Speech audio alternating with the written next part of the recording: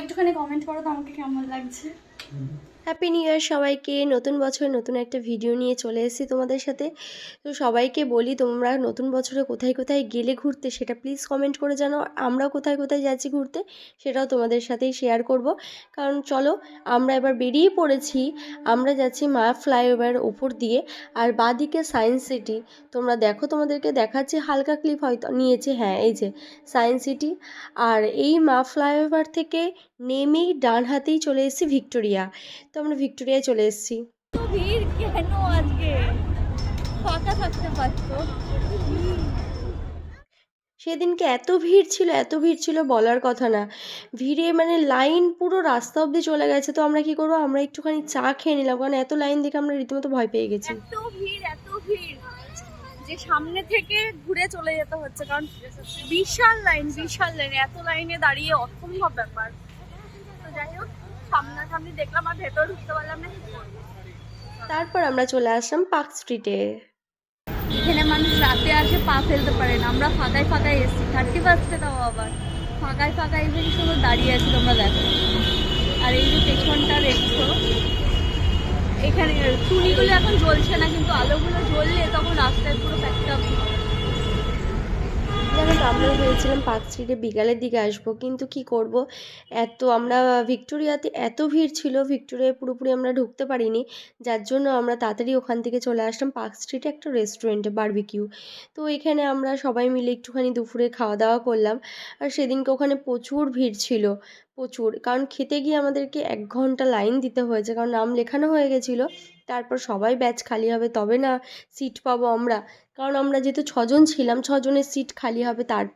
তার আগে যারা লাইনে ছিল তারা।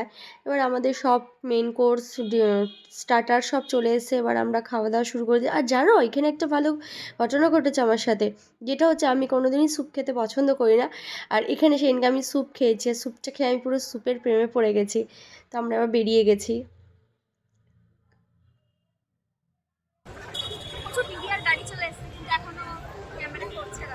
তোমাদেরকে এখানে একটা বলি, তোমাদের সাথে এখানে একটা কোশ্চেন দিলাম, যে অনুষ আমাকে বলছিল এই গাড়িটা আমাকে কিনে দেবে।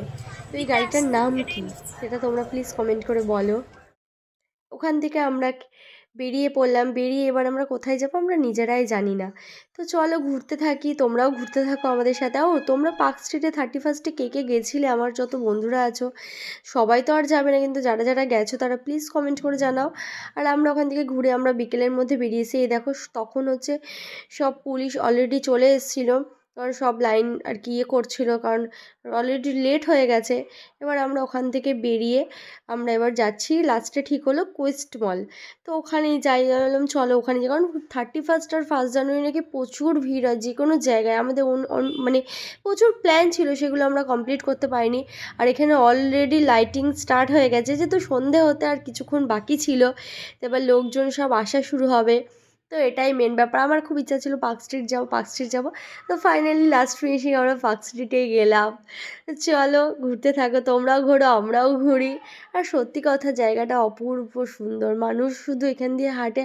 আর ওখানে প্রচুর রেস্টুরেন্ট রয়েছে, অনেক কিছু রয়েছে, তো মানুষ কেন ওখানে যাবে না বলো। আর এই যে আমরা চলে এসেছি কুইস্ট মলে। এবার আমরা গাড়িটাকে পার্ক করব, তারপর দেন আমরা উপরে যাবো। আর উপরে গিয়ে কী কী করি, তো চলো সেটাই তোমরা দেখতে থাকো।